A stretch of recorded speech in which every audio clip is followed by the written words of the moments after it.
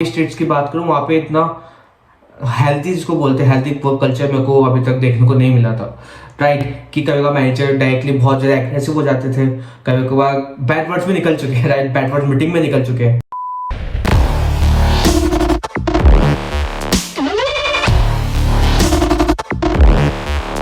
नमस्कार दोस्तों, स्वागत है आपका मेरे YouTube चैनल में। एक और बार हम लेके आ गए हैं एक और इंटरव्यू वीडियो, जिसमें जो हमारे साथ हर्षित हैं वो अपना जो इंट्रोडक्शन है, जो भी अपना इंटरव्यू पूरा प्रोसेस था, अभी तक का जो एक्सपीरियंस है उनका कॉर्पोरेट में, वो शेयर करने वाले हैं। तो हर्षित, सबसे पहले आपके जो है इंट्रोडक्शन से स्टार्ट करते हैं। थैंक यू वेरी मच बाबू, मेरे को यहाँ पे वेलकम करने के लिए। सो हेलो एवरीवन, मेरा नाम हर्षित झालानी है। I was a business development associate in Byju's learning application. I have done my BTech in computer science from the JSRC university, जहाँ पे बाबू भी पढ़े हुए हैं। सो या इट वाज माय इंट्रोडक्शन। तो भैया, सबसे पहले स्टार्ट करते हैं आपका जो कॉर्पोरेट जो था पूरा, बेसिकली कॉर्पोरेट जो जर्नी थी, उससे पहले एक इंटरव्यू होगा ऑब्वियसली, जो कैंपस प्लेसमेंट था। तो उस जो इंटरव्यू था उसका पूरा अपन स्टार्टिंग से स्टार्ट करते हैं कि कॉलेज ने क्या क्या प्रोवाइड कराई थी इन्फॉर्मेशन, कैसे पूरा जो था आपने फिल करा था, उनका कोई फॉर्म आया था, तो एकदम स्टार्टिंग से स्टार्ट करते हैं कि कैसे स्टार्ट हुआ था आपका जो प्लेसमेंट जर्नी थी। Okay cool. So actually from the college side मैं सिर्फ इंटर्नशिप में प्लेस आउट हुआ था। फिर जुलाई के टाइम पे मैंने ऑफ कैंपस प्लेसमेंट्स का अप्लाई किया था बायजूस में। राइट, तो आप अगर बायजूस की वेबसाइट पर जाएंगे, उनका कैरियर्स का ऑप्शन रहता है, तो आप वहाँ पर डायरेक्टली जाके बायजूस के लिए आप अप्लाई कर सकते हैं। राइट, तो इसका एक प्रोसेस होता है, जैसे आप अप्लाई करते हैं तो विद इन 10 to 15 डेज में आपके पास एक कॉल आता है बायजूस की साइड से, जो एक 10 मिनट्स का एक फोन कॉल रहता है, जहाँ पे जो एचआर होता है आपसे जनरल क्वेश्चन पूछता है कि जैसे मैं बीटेक में था, सीएससी कर रखी थी, तो why I want to go in the sales side. Right, and आपको सेल्स में क्यों आना है, आपको बायजूस के बारे में क्या पता है, आप अभी तक आपने क्या किया है। सो जनरल क्वेश्चंस करते हैं। तो 10 मिनट्स में बेसिकली आपको जस्टिफाई करते हैं कि आप इस पर्टिकुलर फील्ड के सुटेबल है क्या नहीं है। तो उनका मेन पर्पस बेसिकली होता है आपकी कम्युनिकेशन स्किल्स चेक करने का, कि आप अगर कस्टमर से बात करते हैं। बाय द वे एक बात बताना चाहूंगा कि अगर बायजूस ज्वाइन करते हैं आप, तो वहाँ पे B2C सेल्स है। राइट, जहाँ पे आप जो कस्टमर्स है, स्टूडेंट्स के पेरेंट्स होते हैं, वहाँ पे आप directly by the call interact करते हैं। कभी आपको जैसे यहाँ पे 2 टाइप्स के प्रोग्राम्स रहते हैं बाबू, एक होता है इनसाइड सेल्स का, एक आउटसाइड सेल्स का। राइट, इनसाइड सेल्स होता है जहाँ पे आप पूरा ऑन कॉल ही पूरा प्रोसेस हैंडल करते हैं, कि उसमें आपने फर्स्ट कॉल की कस्टमर्स को, जिन बच्चों डाउनलोड करते हैं एप्लीकेशन के, पेरेंट्स को कॉल किया, उनसे इंटरेक्ट किया। फिर उनके साथ जूम कॉल पे आप उनके शेड्यूल कर सकते हैं मीटिंग, या फिर फिजिकली आप उनके घर पे जाके, जिसको हम आउटसाइड सेल्स बोलते हैं। इनसाइड सेल्स में आपको सिर्फ सब कुछ ऑन कॉल पे करना होता है, जब अपन जूम पे मीटिंग में बात कर रहे हैं। वैसे हमारे जो एकेडमिक काउंसलर्स होते हैं वो बेसिकली जूम कॉल पे पेरेंट्स से इंटरेक्ट करते हैं। दूसरा होता है आउटसाइड सेल्स। राइट, जहाँ पे आप अपॉइंटमेंट बुक करते हैं पेरेंट्स के साथ, आप उनके घर पे जाते हैं डायरेक्टली, और वहीं पे जाके आप उनसे फेस टू फेस बात करते हैं, बच्चे की दिक्कत के बारे में बात करते हैं, और वहीं पे उनको सॉल्व आउट करके वहीं पे बताते हैं कि बायजूस कैसे बच्चों की मदद कर सकता है इस प्रोसेस को, उसके लर्न जर्नी को और अच्छा करने में। राइट, तो पहला तो था जो था आपको बताया था, जैसे मैंने एक टेलीफोनिक इंटरव्यू था जो 10 मिनट्स के नियर अबाउट का रहता है। अगर आप उसमें सेलेक्ट होते हैं तो विद इन 1 or 2 डेज आपका एक और इंटरव्यू होता है जूम पे, जहाँ पे जो बड़े चार्ज होते हैं वो आपसे डायरेक्टली इंटरेक्ट करते हैं, पूरी मीटिंग रिकॉर्डेड होती है, सो दैट हायर अथॉरिटीज पे आपकी चेक कर सके। जो बेसिकली आपको जो जूम इंटरव्यू जो होता है, वहाँ पे आपको सेल्स के बारे में पूछा जाता है, सेल्स स्पेसिफिक करा जाता है।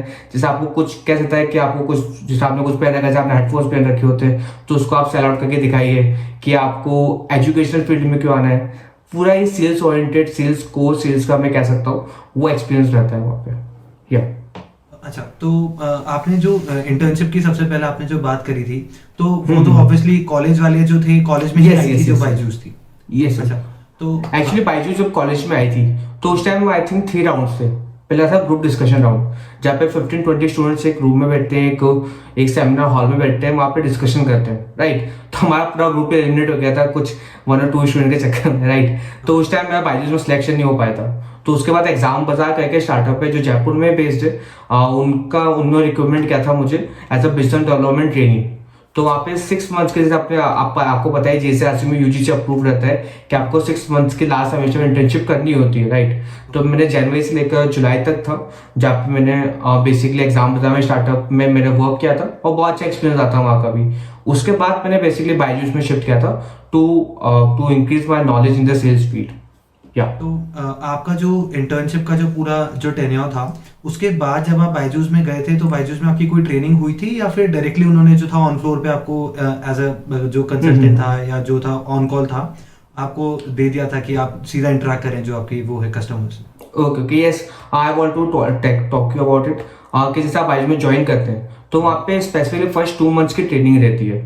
उसके जो फर्स्ट 2 वीक्स रहते हैं वो एक थ्योरेटिकल ट्रेनिंग रहती है, जहाँ पे जो बायजूस की टीम होती है आपको अपने प्रोडक्ट्स के बारे में क्या क्या उनके पिचेस रहती है, कैसे आपको कंज्यूमर डील करना है। बिकॉज जब आप किसी कस्टमर से बात करते हैं तो वहाँ पे एक पूरी ऑर्गेनाइजेशन को रिप्रेजेंट कर रहे हैं, राइट। सो जो कंपनी वेरी मच सिक्योर कि उसकी इमेज खराब ना हो। बेसिकली पेरेंट्स के सामने वो चाहते हैं कि पेरेंट्स को एक नया एक लर्निंग स्पेस मिल पाए, राइट। तो 2 मंथ्स की इंटेंसिव ट्रेनिंग होती है, यहाँ पे फर्स्ट 2 वीक थ्योरेटिकल ट्रेनिंग रहती है, बाकी जो 6 वीक्स है वो आपकी ऑन फील्ड ट्रेनिंग रहती है।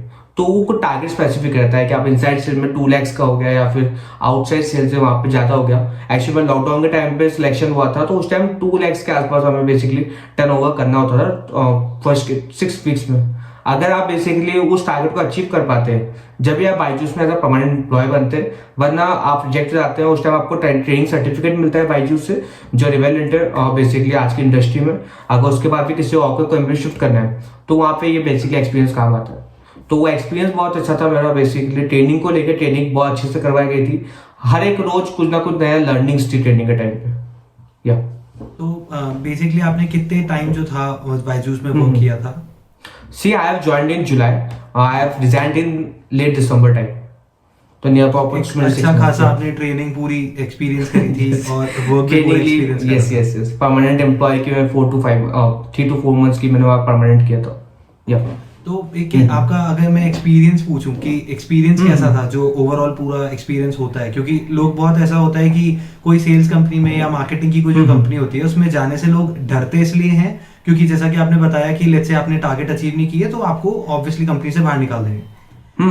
ये सबसे पहला जो मैं आपसे क्वेश्चन इसमें ये लूंगा कि सबसे पहली बात तो कि डरने की जरूरत है, बाहर निकालने के ज्यादा चांसेस होते हैं या फिर कि चल जाता है काम अगर आप भी अगर टारगेट अचीव नहीं भी कर पा रहे हो तो आपको मे बी एचआर के पास वो भेज देंगे या फिर ऐसा कुछ होगा कि 1 मेल आएगा 2 मेल आएंगे उसके बाद फिर निकालते हैं। तो उसका क्या पूरा सीन है, आप वो प्लीज डिस्कस करिए। सी देखिए, ऐसा नहीं होता है कि मान लो मतलब जैसे यहाँ पे वीकली टाइप के टारगेट्स रहते हैं, राइट। ऐसा नहीं कि आपने फर्स्ट वीक में टारगेट अचीव नहीं किया तो आपको निकाल दिया, राइट। तो आपको कुछ टाइम दिया जाता है, बेसिकली कुछ टाइम पीरियड दिया जाता है उसमें आप टारगेट पूरा कर सको। अगर वो आप नहीं कर पाते आपको QRA करके यहाँ पे बेसिकली होता है जहाँ पे आपको परफॉर्मेंस टाइम दिया जाता है कि चलो आपने का जो टारगेट था 2 महीने का आपने पूरा नहीं कर पाए, कोई बात नहीं, इट्स नॉट एन इशू। आप परफॉर्मेंस पीरियड में आपको कोई स्पेसिफिक टारगेट मिलता है, जैसे 3 lakhs हो गया, 3.5 हो गया, तो depends upon the employ life in the company, right. कि जैसे स्टार्टिंग के टाइम पे 40,000 का टारगेट होता है, जब आप आगे जाते हैं जर्नी के साथ तो 60,000 का होता है, वैसे 90,000 का, वैसे 1,20,000 का, ऐसे इंक्रीज होते रहता है। तो टोटल डिपेंड करता है बेसिकली एज अ पर्सन पे। अगर टारगेट अचीव नहीं कर पाते हो कोई घबराने की जरूरत नहीं है, क्या हो गया क्या हो गया, क्योंकि अगर आप प्रॉपर लर्न करते रहेंगे तो आप सक्सेसफुल हो जाएंगे। डरने की जरूरत नहीं है, लेकिन हाँ अगर आप बहुत ज्यादा मनी ओरिएंटेड है कि आपको बेसिकली मनी ही चाहिए, पैसा ही चाहिए, कि आपके फाइनेंशियल प्रॉब्लम्स है and you are ready to work near about 12 hours a day, then you are ready to work under pressure, कि आप बहुत ज्यादा प्रेशर में वर्क कर सकते हैं, then I can recommend this particular organisation, this particular field, right. I am not talking specially about Byju's, I am talking about in the sales side, right. Sales में हर एक जगह आपको टारगेट्स मिलेंगी, जहाँ आपको टारगेट नहीं मिलेंगे वो आपको बहुत ही लो कॉस्ट पे, बेसिकली बहुत ही लो सैलरी पे हायर करते हैं। तो आप जो भी कंपनी में सेल्स में जाते हैं डरने की जरूरत नहीं होती, सीधी सी बात है, होगा तो ठीक है, नहीं होगा तो ठीक है, राइट। तो बी पॉजिटिव की ऐसा कोई डरने की जरूरत नहीं है। आप अगर टारगेट अचीव करते हैं तो वेल एंड गुड, उसके साथ आपको इंसेंटिव्स भी मिलते हैं कंपनी के साइड से, आपको बहुत सारे बेनिफिट्स भी मिलते हैं, राइट। सो या तो इसका मैं अगर एक कंक्लूजन निकालूं, एक जस्ट दूं, तो बेसिकली आप यही बोलना चाह रहे थे कि जो भी हमारा जो कांस्टेंट जो हमको इन्होंने बोला है कि इतनी सैलरी मिलेगी वो तो मिलेगी ही, और लेट्स से अगर हम टारगेट अचीव नहीं भी कर पाते तो जो वेरिएबल है वो डिक्रीज हो जाएगा, राइट। नो कह सकते हैं, लेकिन वेरिएबल डिक्रीज नहीं होता, वेरिएबल मिलता ही नहीं है, राइट। अच्छा, कि आपको अगर बेसिक सैलरी सबकी सेम रहती है, अगर टारगेट अचीव करो ना करो सेम रहेगी, उसके ऊपर का इंसेंटिव रहता है। कंपनी कुछ पॉलिसीज होती है कि आपने इसके ऊपर टारगेट अचीव कर लिया तो आपने जो रेवेन्यू किया है तो उसमें आपको 5% आपको टर्नओवर दे दिया। इस हिसाब से रहता है कि आपको बेसिक सैलरी फिक्स रहेगी, लेकिन उसके बाद में अगर अच्छे परफॉर्मेंस शो करते हैं, आप बहुत डेवोटेड है कंपनी की साइड से, तो उसके बाद आपको बेनिफिट्स मिलते हैं, बोनसेस मिलते हैं रेगुलर बेसिस पे। या जैसे कि आपने बताया कि आपकी जो 6 मंथ्स की जो बेसिकली जर्नी थी, हम्म, तो उस जर्नी में आपको ये पता चला होगा कि कंपनी का बेसिकली एनवायरनमेंट कैसा है, ऑन फ्लोर वर्क कैसे होता है। तो उसके बारे में थोड़ा डिस्कस करो कि लाइक फ्रेंडली है जो भी जितने भी मैनेजर्स हैं या मैनेजरियल साइड है, या फिर कैसा सीन है उसका एग्जैक्टली, आप उसके बारे में। सी मैनेजर थोड़ा डिपेंड करता है किस्मत के ऊपर, राइट, कि बहुत सारे मैनेजर फ्रेंडली भी है, बहुत सारे मैनेजर अनफ्रेंडली भी है। तो यहाँ पे बेसिकली ऐसा होता है कि बहुत ज्यादा अंडर प्रेशर वर्क था, जो मेरे को फील हुआ था कि यहाँ पे वर्क लाइफ बैलेंस प्रॉपर्ली नहीं है। एज अ बैचलर है तो आई थिंक अपनी लाइफ में वर्क लाइफ बैलेंस मैटर नहीं करता, पर मेरे लिए मैटर करता था क्योंकि I can't work from 9 to 11 in the night, right. तो अगर आप बहुत ज्यादा वर्क करने की आदत है आपको, आप कर सकते हैं, जब भी रिकमेंड करूंगा, क्योंकि वर्क कल्चर अगर मैं ऑन द ट्रू पॉइंट की, मैं कोई झूठ नहीं बोलूंगा आपसे, because I want to give a message to this video कि वर्क एनवायरनमेंट जो है बायजूस का, वो इतना हाईली कहते मोटिवेटेड नहीं है। अगर बात को जो राजस्थान स्टेट में प्रॉपर नहीं था, कुछ स्टेट में प्रॉपर नहीं है, लेकिन बैंगलोर हैदराबाद की बात को जहाँ पे उनका मेन हेड ऑफिस है, वहाँ पे वर्क कल्चर प्रॉपर है। लेकिन बाकी स्टेट्स की बात करूँ, वहाँ पे इतना हेल्थी, जिसको बोलते हैं हेल्थी वर्क कल्चर, मेरे को अभी तक देखने को नहीं मिला था, राइट। कि कभी कभार मैनेजर डायरेक्टली बहुत ज़्यादा एग्रेसिव हो जाते थे, कभी कभार बैड वर्ड्स भी निकल चुके हैं, राइट, बैड वर्ड्स मीटिंग में निकल चुके हैं, लेकिन वो रिकॉर्ड नहीं करते थे मैनेजर्स मीटिंग बहुत बार। और जो एचआर टीम थी वो भी इतना कुछ इन्वॉल्व नहीं कर पाती थी अपने आप को, बिकॉज ऐसा इन्वायरमेंट आई थिंक प्रोसेस ही ऐसा था कि हम पे जो प्रेशर आ रहा है वो मैनेजर के ऊपर से प्रेशर आता है, सीनियर मैनेजर की साइड से, सीनियर मैनेजर में प्रेशर है, ऊपर से वीपी की साइड से प्रेशर आता है। तो बहुत ज़्यादा ही प्रेशराइज वर्क है कि आप अगर इस कंपनी में आपने स्ट्रगल कर लिया, कुछ टाइम निकाल लिया, तो हाँ आप किसी भी कंपनी में लायक हो जाते हैं उनका वर्क प्रेशर हैंडल करने के लिए। सो या if you are looking for a company who can provide you in like work pressure environment, then हाँ जब भी आपको जाना चाहिए, वरना मैं रिकमेंड नहीं करता हूँ।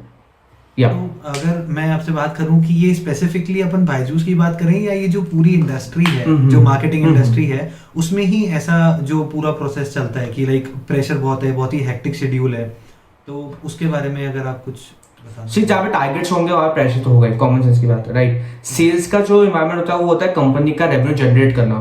कंपनी का बैकबोन जो होता है वो सेल्स के थ्रू होता है, कि जो रेवेन्यू आएगा मेजर सेल्स के थ्रू ही आएगा। तो हाँ वर्क लाइफ प्रेशर रहेगा, आप कोई भी कंपनी अगर प्रेशर रहेगा, हाँ, लेकिन कुछ स्पेसिफिक कंपनी जो प्रेशर कम प्रोवाइड करे, तो चाहती है कि एम्प्लॉयज एंजॉय करें उनकी हेल्थी लाइफ को, लेकिन मैक्सिमम कंपनीज में आपको सेल्स का प्रेशर तो देखने को मिलेगा।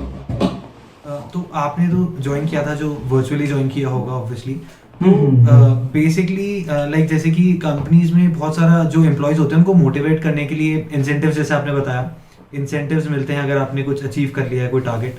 तो वैसी कोई एक्टिविटीज होती थी इनकी, लाइक वर्चुअली आपने ज्वाइन किया तो मे बी वर्चुअली ही कोई एक्टिविटीज कराते जिससे जो एम्प्लॉयज हैं वो मोटिवेट हुए, और लेट्स से जो प्रेशर आ रहा है वो थोड़ा प्रेशर डिक्रीज हुए, और वो जो वर्क कर रहे हैं उसकी तरफ ज्यादा मोटिवेट हुए। तो ऐसा कुछ होता था? सी जो एचआर टीम थी वो बेसिकली बहुत सारे इवेंट्स करवाती थी, जैसे दिवाली टाइम पे उन्होंने कैंडल डिजाइनिंग करवाई थी, बहुत सारी एक्टिविटीज होती है, लेकिन हम कहीं पार्टिसिपेट नहीं कर पाए क्योंकि टाइम नहीं मिलता था। तो वो इवनिंग के टाइम पे एक्टिविटीज होती है, लेकिन मैं आई थिंक ऑफिस का जो कल्चर था वो मुझे ज़्यादा देखने को नहीं मिला। मैं लॉकडाउन के वजह से कह सकता हूँ, मैं जयपुर में जो ऑफिस है विशाई नगर में, यहाँ पे भी कुछ दिन वर्क किया था, वहाँ पे मजा आया था काम करने के लिए कुछ टाइम के लिए, लेकिन वहाँ पे लॉन्ग वर्किंग आवर्स थे कि रात में कभी कभी मुझे 1 या 2 बज जाते थे घर आते आते राइट। तो वो ये रहता था कि एक्चुअली में घर से दूर भी था, कि 45 मिनट्स का रास्ता था, तो वो कवर अप करने टाइम लगता था। लेकिन हाँ एक्टिविटी एचआर करवाते हैं, उनकी हर कंपनी की पॉलिसी रहती है, लेकिन अपन पार्टिसिपेट नहीं कर पाते। सेल्स टीम आई थिंक बहुत ही कम लोग होंगे जो पार्टिसिपेट कर पाते हैं। बाकी डिपार्टमेंट होते हैं, आईटी डिपार्टमेंट हो गया, मार्केटिंग डिपार्टमेंट हो गया, वो आई थिंक पार्टिसिपेट करते हैं। सेल्स में बहुत ही कम लोग करते हैं पार्टिसिपेट। तो अब जो हमारा नेक्स्ट क्वेश्चन है वो उस पर चलते हैं अपन, कि कंपनी जो है उसके अंदर प्रमोशन का क्या सीन है। लाइक आप कुछ जो है अपने टारगेट्स एक लेवल पे अचीव कर लिया, या कुछ ज्यादा ही टारगेट्स अचीव कर लिए तो प्रमोशन होता है, और प्रमोशन साइकिल क्या होती है बेसिकली इसके अंदर, 6 मंथ्स या 1 ईयर, उसके बारे में आप डिस्कस करिए प्लीज। यस, आप बेसिकली यहाँ पे अगर आप कंसिस्टेंट परफॉर्मेंस कर रहे हैं, राइट, 8 to 10 मंथ्स 12 मंथ, तो उसके बाद आपको प्रमोशन मिल जाते हैं। यहाँ पे अगर बात करें कि जितना भी मैक्सिमम जो यहाँ पे वर्क कल्चर सारे आपको यंग ही दिखेंगे, राइट, कि 26-27 हमारे जो वीपी थे वो आई थिंक 27-28 के, जो 4 साल कंपनी को ज्वाइन किया हुआ होता, राइट। तो टोटल डिपेंड करता है इंडिविजुअल पे कितना अच्छा परफॉर्मेंस करता है। कुछ मैनेजर्स ऐसे भी जो बहुत अच्छा परफॉर्मेंस करता है स्टार्टिंग के 6 मंथ्स में, वो डायरेक्टली मैनेजर में प्रमोट हो जाते हैं। तो डिपेंड करता है इंडिविजुअल परफॉर्मेंस पे, ग्रोथ बहुत अच्छी कंपनी की। कंपनी आप जैसे न्यूज़ में पढ़ते होंगे कि इतना भी आकाश को एक्वायर कर लिया, और बहुत तेजी से इंडस्ट्री रेस हो रही है। एडटेक इंडस्ट्री जो है सबसे, मैं कह सकता हूँ, सबसे फास्टेस्ट ग्रोइंग इंडस्ट्रीज रही है अभी तक की। तो हाँ कंपनी की ग्रोथ अच्छी है, कंपनी का टर्नओवर भी अच्छा है, सैलरी टाइम पे आ जाती है। आई थिंक एम्प्लॉय को ये चाहिए सैलरी टाइम पे आ जाए, इंसेंटिव साइकिल प्रॉपर्ली फॉलो। तो हाँ वो प्रॉपर है कि आपको पैसा टाइम पे आ रहा है, आपको प्रिविलेज मिल रहा है, आपको इतनी बड़ी कंपनी का नाम जुड़ रहा है, इतना एक्सपीरियंस जुड़ रहा है, तो हाँ लर्निंग सही है। नेगेटिव पॉइंट्स भी थे, लेकिन I will only be considering about the positive points, right, कि आपको बहुत कुछ सीखने को मिलेगा। अगर आप फ्यूचर में जाके एमबीए प्लान कर रहे हैं अपना, कि आपको एमबीए मार्केटिंग एंड सेल्स में करना है, तो आई थिंक इस साइड से आपको बहुत अच्छा स्टार्ट मिल सकता है, क्योंकि यहाँ पे आप ना करते हुए बहुत सारे लोगों से बात करते हैं। If you are like to talking to new peoples, new species, new types of parents, किस टाइप के पेरेंट्स क्या क्या प्रमोट करते हैं, कैसे साइकोलॉजी किस तरह से वर्क करती है, तो आई थिंक हाँ this particular company can give you a kick start over thing. तो लेट्स से आपने जैसे अभी एमबीए की बात करी है, तो अपन उसी के बारे में डिस्कस कर लेते हैं कि मैंने मेरी ग्रेजुएशन कंप्लीट करी, ठीक है, और फिर मुझे ऐसे किसी सेल्स में, कॉर्पोरेट में कुछ 1 या 2 साल का एक्सपीरियंस लेना चाहिए, बिकॉज जनरली यही चलता है कि लाइक लोग प्रेफर करते हैं पहले कॉर्पोरेट एक्सपीरियंस लें, फिर हम जज करेंगे कि आगे हमको पोस्ट ग्रेजुएशन करनी है या पीएचडी जो भी है वो करनी है नहीं। तो आप क्या जो है बताओगे कि लेट्स से आपका क्या एक राय रहेगी इसके अंदर कि ग्रेजुएशन के बाद सीधा पोस्ट ग्रेजुएशन करनी चाहिए या फिर एक कॉर्पोरेट का एक्सपीरियंस लेना चाहिए 1-2 साल का? See what I prefer for a personal experience, जो पोस्ट ग्रेजुएशन रहती है, जैसे एमपी हो गया, एमएस हो गया, कुछ भी हो गया, राइट, वो एक डिग्री नहीं होती है, वो एक स्किल में कन्वर्ट हो जाती है। कि अगर बात करो एमबीए की स्किल है, एक डिग्री नहीं है, राइट, तो अगर आपको स्किल चाहिए या तो आप मार्केट से लेंगे, क्योंकि जो आप मार्केट सीखेंगे वही एमबीए में आपको सिखाया जाएगा, उस टाइप की ट्रेनिंग रहती है। तो आई विल प्रेफर कि आप कॉर्पोरेट ट्रेनिंग रहे, जैसे आपका एमएस करना है तो आप टेक्निकल रहे, आपको डिसाइडेड, आपको जैसे कॉलेज में बहुत सारे स्टूडेंट का डिसाइड हो जाता है कि आगे से एमबीए करना है, तो आई विल प्रेफर कि हाँ पहले थोड़ा वर्क एक्सपीरियंस है, ताकि आपको आइडिया हो जाएगा इंडस्ट्री कैसे रन करती है, सो दैट, क्योंकि एमबीए जैसे आप करते हैं तो आपके पास एक स्किल आती है, एक एंटरप्रेन्योरशिप स्किल आती है कि आप कंपनी को मैनेज कर रहे हैं, तो अगर आपको खुद को सेल्स का एक्सपीरियंस होगा तो आप आपको नहीं सिखा पाओगे सेल्स कैसे होती है, राइट। तो क्योंकि सेल्स ऐसी चीज आप थ्योरेटिकल नहीं सीख सकते, आपको फील्ड पे जाना ही पड़ेगा। जितना आप लोगों से एंगेज करेंगे उतने अच्छा आप सेल्स पर्सन कह सकता हूँ, सेल्स मैन कह सकता हूँ, वो आप बन पाएंगे। तो या I will prefer at the conclusion side, I will prefer to take a corporate experience before getting into MBA or getting into different types of post graduation programs. अच्छा, तो अब मैं अगर एक नेक्स्ट क्वेश्चन की तरफ मूव करूं, तो आप मुझे आईटी, जो आईटी इंडस्ट्री है स्पेसिफिकली, और एक जो सेल्स इंडस्ट्री है, उस दोनों में आप मुझे अगर कोई डिफरेंस दे पाओ जो कि जो व्यूअर्स हैं उनको हेल्प हो जाए इस बारे में कि लेट्स से हमको एक आईटी चूज करनी है या फिर एक सेल्स इंडस्ट्री चूज करनी है, तो वो कौन सी इंडस्ट्री को चूज करें एज अ ग्रेजुएट या पोस्ट ग्रेजुएट?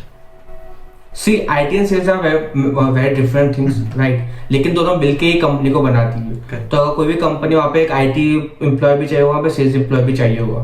IT साइड आपका एक बेनिफिट रहता है कि आप एक फिक्स टाइमिंग्स रहते हैं, फिक्स वर्किंग आवर्स रहते हैं, वहाँ पे फ्लेक्सिबिलिटी रहती है कि आप हाँ एक ही जगह पे पूरा जितना भी आपका काम होता है, मैक्सिमम आपका मेंटल वर्क रहता है कि आपको जैसे आप भी आई थिंक IT में आप, राइट, तो वहाँ पे पूरा टेक्निकल वर्क ही रहता है, तो वहाँ पे आप एक ही जगह बैठ के आप पूरा काम कर सकते हैं। और वहाँ पे आई थिंक मंथ में बहुत ही कम प्रेशर, बहुत टाइमली प्रेशर आता है, कि ऐसा नहीं है कि आपको रोज ही प्रेशर मिलता हो कि मेजर, वहाँ पे एक टेक्निकल बिहेवियर रहता है, प्रोफेशनल बिहेवियर रहता है। अगर मैं सेल्स की बात करूँ, वहाँ पे आपका टाइमिंग्स का फिक्स नहीं है कि अगर क्लाइंट के आप मीटिंग में गए तो आप 1 घंटा भी लग सकता है, वहाँ पे 3 घंटे भी लग सकते हैं, ऐसा हो सकता है 3 घंटे इन्वेस्ट करने के बाद भी कोई रिजल्ट ना निकले, राइट। तो सेल्स में आपको हर रोज ही प्रेशर विटनेस करने को मिलेगा, राइट। तो टोटली डिपेंड करता है यूजर के इंटरेस्ट के ऊपर कि अगर उसको कोडिंग में इंटरेस्ट है, टेक्निकल से इंटरेस्ट है, तो बहुत ज़्यादा स्कोप है मार्केट में। आप जानते हैं कि आज के टाइम में बहुत ऑटोमेशन आ रहा है, आईटी को लेके, एआई को लेके, मशीन लर्निंग को लेके, तो IT is a very good field and one specific part. लेकिन if you are looking for a organization where आपको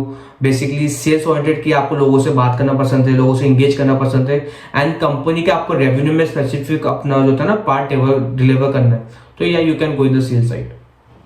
ओके, तो अब जैसे कि आईटी जो है उसके अंदर इतना जो एक फ्रेशर्स होते हैं उनको इतना अच्छा अमाउंट नहीं मिल पाता है, वेयरएज अगर हम सेल्स में जाएं तो एक जो अमाउंट है एक बहुत ही अच्छा अमाउंट मिलता है, काइंड ऑफ एक हनी ट्रैप होता है जो फ्रेशर्स होते हैं, क्योंकि ऑब्वियसली मैं उसी तरफ फोकस करूंगा जहां मुझे पैसा ज्यादा मिल रहा है। तो ये तो बोलने की बात होती है कि हम सिर्फ ग्रोथ करना है या सीखनी है चीजें, काइंड ऑफ पैसा तो चाहिए हर जगह। तो ऐसा क्यों है, इसका क्या रीजन है कि लाइक सेल्स में इतना ज्यादा स्टार्टिंग में ही फ्रेशर्स को इतना अमाउंट मिल जाता है और आईटी में लोगों को कम मिलता है स्टार्टिंग में? सी आईटी एक कह सकते हैं कि स्लो ग्रोइंग इंडस्ट्री है कि आपको वहाँ पे थोड़ा ज़्यादा टाइम देना पड़ेगा। अगर आपको 2-3 साल का एक्सपीरियंस होगा जब आपको अच्छा पे आउट मिलना शुरू होता है, जिसके आपको ज़िंदगी भर आप एक प्रोफेशनल लाइफ के साथ जी सकते हैं। सेल्स होता है एक आप ज़्यादा शॉर्ट टर्म पीरियड का रहता है, आप ज़्यादा टाइम तक इसको कंटिन्यू नहीं रखते, क्योंकि एक टाइम आने का जो आज अपने बैचलर्स हैं तो we can give maximum time to our work. लेकिन अगर मैं फ्यूचर की बात करूँ, कल अपनी फैमिली होती है, पेरेंट्स होता है, पर उनको टाइम डिवोट करना पड़ता है, राइट। तो उस टाइम आपको टाइम नहीं मिलता सेल्स साइड कि आप सबको डाइवर्ट कर पा रहे हैं। तो सेल्स क्या होता है बेसिकली एक शॉर्ट टर्म होता है कि आप पे लोगों को, यार एक बात बताइए, मान लीजिए मैं आपको आज मैं एक कंपनी में आपको हायर करता हूँ, मैं आपको 1 लाख रुपए दूँ पर मंथ, तो आप कंपनी के एफर्ट डालेंगे, कंपनी में बहुत ज़्यादा एफर्ट्स डालेंगे। वो सेल्स में होता है कि जैसे मेरे को आज काम कर रहा हूँ, मुझे लगता है कि यार अब मैं 2 लाख का टारगेट अचीव करने वाला हूँ, तो बेसिकली मेरे को इंसेंटिव आ जाएगा, भले 5,000 का हो, 1 इज बेटर देन 0, राइट। तो कंपनी का टर्नओवर सेल्स के थ्रू बढ़ता है, आईटी के थ्रू बेसिकली उनका प्रोफेशनल काम है वो बढ़ता है, जो बैकएंड आपको को बहुत कम देखने को मिलता है। वेबसाइट पे चल रहा है, वी कांट इमेजिन कि उसके बैकएंड पे कितना सारा प्रोसेस रन कर रहे हैं। तो आईटी कह सकता हूँ मैं एक स्लो फेज है जहाँ पे आपको तो टाइम लगेगा सेटल होने में, लेकिन हाँ फ्यूचर ग्रोथ बहुत अच्छी है। सेल्स जो है वो शॉर्ट टर्म बेसिस पे प्रेफर करूंगा कि आप 1 साल के लिए 2 साल के लिए, उससे ज्यादा अपन हैंडल नहीं कर सकते, क्योंकि आप अगर शिफ्ट करते हैं कंपनीज में तो आपको फिर से 0 से शुरू करना पड़ता है। ऐसा नहीं है कि यहाँ पे आप बहुत अच्छे थे, वहाँ पे वहीं से आपको स्टार्ट ग्रोथ मिल जाएगी। टेक्निकल में होता है कि यहाँ पे आप एम्प्लॉय, आपने 2 साल एक्सपीरियंस रहा तो चांसेस रहते हैं कि आपको मैनेजर की अपॉर्चुनिटी मिल जाए दूसरी कंपनी में जाके। या तो आपने जब इंटरेक्ट किया था, जितने भी आपके लेट्स से कस्टमर्स से अगर इंटरेक्ट किया होगा, तो कोई एक ऐसा कोई सी फनी या कुछ ऐसा इंसिडेंट हो गया हो, या कोई मान ही नहीं रहा है आपकी बात, अंडरस्टैंड ही नहीं कर रहा है, तो आप उसको कैसे लाइक, अगर मैं आपको एक थोड़ा उस साइड ले जाऊं कि आप अपना जो लेट्स से कॉल पे हो, तो आप उसको कैसे बनाते थे कि भाई प्रोडक्ट है हमारा तो ऐसे ऐसे करके। See what we focus on, मैं बहुत सी एक टर्मिनोलॉजी थी कि I doesn't focus on the product, right, I focus on the problem. क्या मुझे पता चला है कि बंदे की नीड क्या है तो कुछ भी खरीद लेगा। आज मैं अगर आज से ज़्यादा फोन खरीदता हूँ, मैं क्यों खरीदता हूँ, मैं पागल तो नहीं हूँ मेरे पास नीड थी उसकी, इसलिए मैंने उसको खरीदा, राइट। तो फर्स्ट ऑफ ऑल जानने की कोशिश करो कि उसको उस प्रोडक्ट की जरूरत है क्या नहीं है। आप ये चीज़ है कि आप किसी को भी नहीं चेप सकते, किसी को भी नहीं सेल आउट कर सकते, राइट। कि आपको जानना पड़ेगा कि यार अगर ये बात बताइए कि बच्चा को नीड ही नहीं, बच्चा पूरा डफर, उसको इंग्लिश हिंदी को लैंग्वेज ही नहीं आती प्रॉपर, तो उसके लिए काम नहीं करेगा। क्योंकि बायजूस की अगर मैं फैसिलिटी बात करूँ, ये बहुत ही टेक्निकल डिवाइस है। आपको एक टैबलेट दिया जाता है, जिस टैबलेट पे आप वर्क करते हैं, जितना आप परफॉर्मेंस करते हैं ना, उस साथ डाटा बिल्डअप होता है। जैसे हमारे लिए वीक स्टूडेंट है तो आपको उस टाइप के एक्सरसाइज बार बार कराएगा ताकि आप उस टॉपिक में स्ट्रॉन्ग हो पाए, राइट। अगर आप किसी टॉपिक में अच्छे हैं, जैसे आप मान लीजिए 7th क्लास में आप बहुत अच्छे मैथमेटिक्स में, तो हम वो ट्राई करते हैं कि आपको इस 8-9 क्लास की मैथमेटिक्स अभी पढ़ा दें, साथ ही साथ आपको ओलंपियाड्स की प्रिपरेशन भी करा दें। तो प्लस पॉइंट है कि हाँ बच्चों के लिए अगर मैं बात करूँ, बच्चों के लिए बहुत अच्छे डिवाइस हो जाता है जहाँ पे वो पढ़ सकते हैं, एंजॉय कर सकते हैं। लेकिन बहुत सारे केसेस मुझे ऐसे में मेरे जहाँ पेरेंट्स सेटिस्फाई भी नहीं थे कि अगर बात को लोअर मिडिल क्लासेस जहाँ पे टेक्निकल नॉलेज नहीं होती चीज़ों को लेकर, वहाँ पे कम इफेक्टिव रहता है कि उनको पता नहीं डिवाइस कैसे वर्क करता है। कि मैं आज किसी घर पे जाकर जब उसको सेल भी कर दूँ तो सेंसिबल पॉइंट नहीं होगा, मेरे लिए मैंने सेल कर दिया। लेकिन what our work is to create a value in animals life. तो वो जब भी होगा जब उस प्रोडक्ट का प्रॉपर यूटिलाइजेशन हम बता पाएंगे कंज्यूमर को कि अगर बच्चा मैथमेटिक्स साइंस में वीक है तो वी कैन टेल कि हम मैथमेटिक्स साइंस के हम ऐसे एक्सरसाइज कराते हैं, ऐसी प्रैक्टिस कराते हैं ताकि बच्चे का वीक पॉइंट कवर अप हो। अब आपको सोचा एज अ पेरेंट है, आपको पता है कि हाँ इस चीज से मेरे बच्चे की दिक्कत सॉल्व हो रही है, तो आप नहीं लेंगे कि नहीं लेंगे, राइट। तो totally focus on need. Sales is all about need, कि आपने जितने नीड आइडेंटिफाई कर ली पेरेंट्स के स्टूडेंट्स की, उस टाइम आपकी सेल हो जाती है। ऐसे बहुत सारे केसेस है जब मैं प्रोडक्ट पिच भी नहीं किया था, जब भी सेल हो गया था, राइट। क्योंकि मेरे को नीड पता थी, वहाँ पे मेरे को उसको एक्सप्लेन करने की जरूरत नहीं थी। एक बहुत सारे केसेस ऐसे भी, बच्चा 8th क्लास में था जब मैं 6 to 10th को उनको पैकेज दिया था, क्योंकि बच्चे के पुराने कंसेप्ट भी स्ट्रॉन्ग नहीं थे, राइट। तो थोड़ा डिपेंड करता है बेसिकली स्टूडेंट्स की नीड के ऊपर। अगर आप जितना आपने प्रोडक्ट में समझिए, उसको प्रोडक्ट जितना समझेंगे वो कभी नहीं बिकेगा। प्रोडक्ट खरीदना होता है तो मैं वेबसाइट पे जाके डायरेक्टली खरीद सकता हूँ, जैसे अमेजॉन फ्लिपकार्ट होता है, right. It's not a product, it's कह सकते हैं एक लर्निंग एक्सपीरियंस है। या तो अब हम लास्ट क्वेश्चन की तरफ मूव करते हैं कि अगर आपसे मैं एक सिंपल टिप मांगू हमारे जो व्यूअर्स हैं या जो सेल्स इंडस्ट्री में जाना चाहते हैं, जो एस्पिरेंट्स हैं, तो उनके लिए आप क्या एक टिप देना चाहोगे कि किस पे उनको वर्क करके जो है कि सेल्स इंडस्ट्रीज में वो जा सकते हैं और एक अच्छे लेवल पे पहुंच सकते हैं धीरे धीरे करके, मे बी ग्रो करके? जी मैं सबसे पहले मैं बताना चाहूँगा कम्युनिकेशन स्किल्स बहुत ज़्यादा मैटर करती है कि आप जो आपके जो दिल में चीजें वो आप मुंह पे ला पा रहे हो नहीं ला पा रहे हो, राइट। जितना आप अच्छे से कम्युनिकेट कर पाएंगे पेरेंट्स के साथ से उतनी अच्छी चांसेस होती है सेल्स की। सेकंड पॉइंट होता है दूसरों को सुनना। ऐसा नहीं है कि मेरे को मैं फोन उठाते बोल लग गया हेलो मेरा नाम हर्षित है, ये मैं वो हूँ ये हूँ, तो सामने नहीं सुनेगा, उसको 100 कॉल्स आते हैं, राइट। तो वो ट्राई टू लिसन करो कि उसकी प्रॉब्लम क्या है, उसको जानने की कोशिश करो, इंटरेक्ट करो, बाकी आसपास की बातें करो, so that they can feel comfortable. जब तक आप उसको कंफर्टेबल फील नहीं कराओगे तो आप सेल्स में ग्रोथ नहीं कर सकते, राइट। थर्ड थिंग होती है काम रहना।